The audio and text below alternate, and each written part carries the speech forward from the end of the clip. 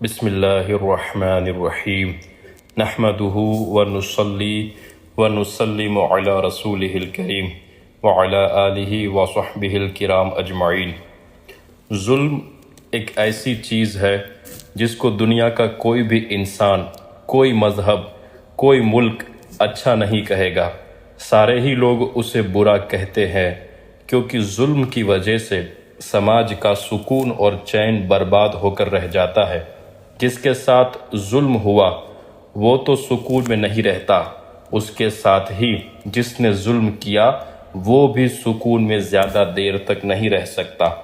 مذہب اسلام نے اپنے ماننے والوں کو ظلم سے روکا ہے اور ظلم کی وجہ سے ہونے والے نقصان بتا کر اسے اللہ کی پکڑ سے ڈرایا ہے۔ جو ظلم کرتا ہے اس پر لعنت فرمائی گئی ہے، لعنت اللہ علی الظالمین، کہ ظالموں پر اللہ کی لعنت ہے۔ مظلوم کی بد دعا سے ڈرایا گیا ہے کہ مظلوم کے دل کی آہ عرش الہی کو ہلا دیتی ہے، وہ ضرور قبول ہوتی ہے، اور ظالم دنیا میں بھی سزا پاتا ہے اور آخرت میں بھی۔ ظالم ظلم کر کے یہ سمجھ رہا ہوتا ہے کہ اس کا کسی نے کیا بگاڑ لیا، اس نے سب پر ظلم کیا لیکن اس کے ساتھ کچھ بھی برا نہیں ہوا۔ یقیناً یہ ظالم اللہ تعالیٰ کی عادت کو جانتا نہیں ہے کہ اللہ تعالیٰ پہلے ڈھیل دیتا ہے اور پھر جب اس کی پکڑ ہوتی ہے تو پھر کوئی چھڑانے والا نہیں ہوتا۔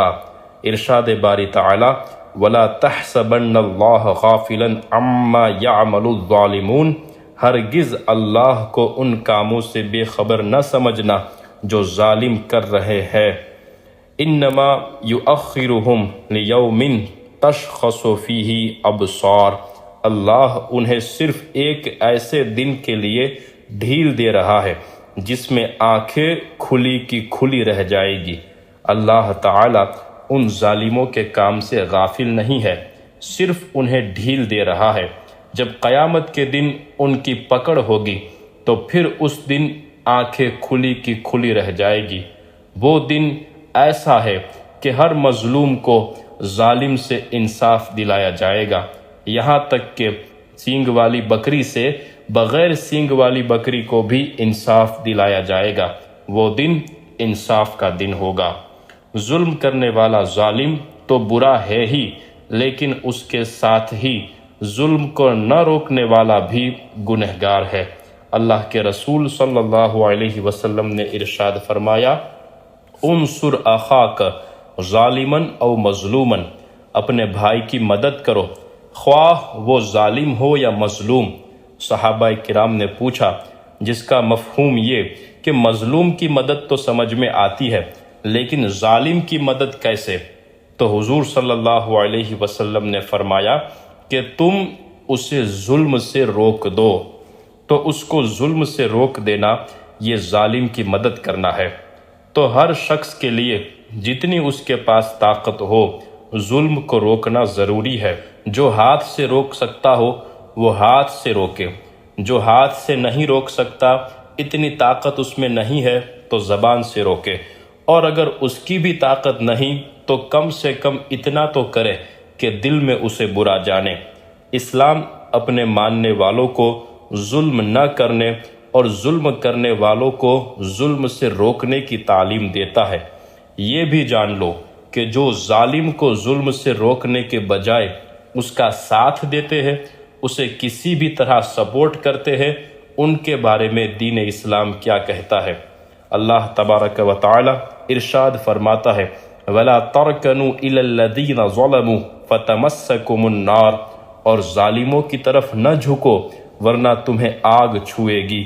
وَمَا لَكُم مِّن دُونِ اللَّهِ مِنْ أَوْلِيَاءَ ثُمَّ لَا تُنصَرُونَ، اور اللہ کے سوا تمہارا کوئی حمایتی نہیں، پھر تمہاری مدد نہیں کی جائے گی۔ اس آیت مبارکہ میں ظالموں کی طرف نہ جھکنے کا حکم دیا گیا ہے۔ جھکنے کا ایک مطلب ان سے دلی میلان، ان کی ہاں میں ہاں ملانا، ان کا ساتھ دینا یہ بھی ہے۔ تو اگر کوئی ایسا کرتا ہے تو پھر وہ جان لے کہ اس کو آگ چھوئے گی اور وہ مدد نہیں کیا جائے گا۔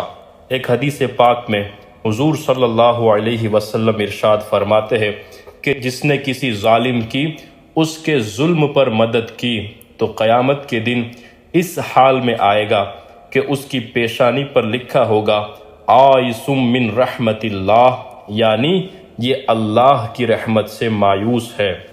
اور ایک حدیث پاک حضور علیہ السلام ارشاد فرماتے ہیں کہ جس نے کسی ظالم کی باطل کام پر مدد کی تاکہ وہ اس کے ذریعے حق کو دور کرے تو وہ اللہ پاک اور اس کے رسول صلی اللہ علیہ وسلم کے ذمے سے بری ہے، اور جو ظالم کے ساتھ اس کی مدد کے لیے چلا حالانکہ وہ جانتا ہے کہ یہ ظالم ہے تو وہ اسلام سے خارج ہو گیا۔ جانتے ہوئے کہ یہ ظالم ہے، ظلم کرنے والا ہے، پھر بھی اس کی مدد کرنا، اس کا ساتھ دینا انسان کو اسلام سے خارج کر دیتا ہے۔ ایک اور حدیث پاک حضور علیہ السلام فرماتے ہیں جب قیامت کا دن ہوگا تو ایک منادی ندا کرے گا، یعنی کہ پکارنے والا پکارے گا کہ کہاں ہیں ظلم کرنے والے، کہاں ہیں ظالموں کے مددگار، کہاں ہیں ظالموں کے حمایتی، حتیٰ کہ ان لوگوں کو بھی لایا جائے گا جنہوں نے ظلم کے لیے قلم تراشا ہوگا یا سیاہی بھری ہوگی، تو ان سب کو لوہے کے تابوت میں جمع کر کے جہنم کی ایک آگ میں پھینک دیا جائے گا۔ ظلم کرنے والے کی کسی بھی طرح سے اگر مدد کی تو چھوٹی سے چھوٹی مدد کرنے والا بھی کل قیامت کے دن اسی ظالم کے ساتھ ہوگا۔ اور ایک فرمان رسول صلی اللہ علیہ وسلم حضور فرماتے ہیں ان قریب میرے بعد ایسے حکمران ہوں گے جو جھوٹ بولیں گے اور ظلم کریں گے، تو جو ان کے جھوٹ کو سچ کہے گا اور ان کے ظلم پر ان کی مدد کرے گا وہ مجھ سے نہیں، میں اس سے نہیں، اور اسے میرے حوض پر آنا نصیب نہیں ہوگا۔ تو ظالم کا ساتھ دینا، پتہ ہوتے ہوئے کہ یہ ظلم کرتا ہے، اس کی مدد کرنا، یہ کتنا بڑا وبال ہے کہ کہیں تو کہا گیا کہ اللہ کی رحمت سے نا امید ہے، کہیں کہا گیا اسلام سے خارج ہو گیا، کہیں کہا گیا حوض کوثر پر آنا نصیب نہیں ہوگا، اور کہیں فرمایا کہ جہنم میں وہ پھینک دیا جائے گا۔ یہ وعید سننے کے بعد کوئی بھی ایمان رکھنے والا کبھی بھی کسی ظالم کا ساتھ نہیں دے سکتا۔ ظلم کیا ہے؟ میر سید شریف جرجانی التعریفات میں کہتے ہیں کہ کسی چیز کو اس کی جگہ کے علاوہ کہیں اور رکھنا یہ ظلم کہلاتا ہے۔ مسجد کو گرا کر اس کی جگہ کچھ اور بنا دینا ظلم ہے، درگاہوں کو گرا کر ان کی جگہ سڑکیں بنا دینا ظلم ہے، عالموں کی جگہ مسجد میں ہے، مدرسے میں ہے، اس کی جگہ انہیں جیلوں میں بند کرنا یہ ظلم ہے۔ اذان کی آواز بلند ہونی چاہیے لیکن اس کی جگہ اذان بند کرنے کی جب باتیں کی جائے تو یہ ظلم ہے۔ زمین اللہ کے بندوں کے لیے نماز پڑھنے کی جگہ ہے، جب اللہ کے بندوں کو زمین پر نماز پڑھنے سے منع کیا جائے تو ظلم ہے۔ بچوں کو جو نہیں پڑھانا چاہیے وہ جب پڑھایا جائے تو ظلم ہے۔ کام جب صلاحیت کے مطابق دیے جانے چاہیے اس کے بدلے رشوت لے کر جب کام دیے جانے لگے تو ظلم ہے۔ سماج میں، ملک میں امن و شانتی، عدل و انصاف کی جگہ جب بے چینی، بے قراری، ناانصافی، ڈر کا ماحول جب ہو جائے تو یہ ظلم ہے، اور جو یہ کام کرتے ہیں وہ ظالم ہے، اور جو ایسوں کو ساتھ دیتے ہیں پھر وہ کسی بھی طرح ہو تو وہ ظالم کا ساتھ دینے والے ہیں جن کے لیے ابھی ہم نے حدیث بیان کی۔ اے مسلمان، اپنے مذہب کی تعلیم کو ہمیشہ یاد رکھ، آخرت کی زندگی کو اپنی نظر کے سامنے رکھ، قیامت کے دن حساب لیے جانے کا خیال بار بار کر، اور ہرگز کبھی بھی کسی ظالم کا ساتھ نہ دینا۔ کبھی شیطان تجھے ظالم کا ساتھ دینے میں دنیاوی فائدہ دکھائے گا تو اس کو ٹھوکر مار اور یقین جان کہ اصل روزی دینے والا اللہ ہے، کام بنانے والا اللہ ہے۔ اگر وہ نہ چاہے تو کوئی ہمیں کچھ فائدہ نہیں پہنچا سکتا، اور اگر وہ چاہے تو کوئی ہمیں کچھ نقصان نہیں پہنچا سکتا۔